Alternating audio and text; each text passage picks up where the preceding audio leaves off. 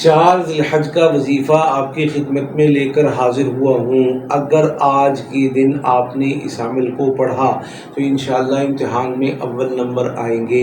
جو آج پڑھیں گے اس عمل کو پڑھنے کے بعد اللہ کے حکم سے وہی امتحان میں آئے گا۔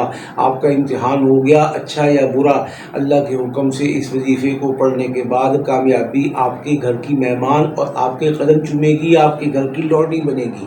اور اگر آپ چاہتے ہیں کہ یہ عمل ساری زندگی آپ کے کام آئے اور آپ یہ چاہتے ہیں کہ آپ امتحان تک اس کو پڑھ کے آپ بہت اچھے سے نمبرز لے کر پاس ہو جائیں اور آپ کا رتبہ مقام محلے علاقے فیملی میں روشن ہو، تو اس کے لیے آپ نے صرف 3 تسبیح روزانہ پڑھنی ہے امتحانات کے نتائج تک، رزلٹ تک۔ اول آخر 3 مرتبہ درود پاک پڑھیں گے۔ کیا؟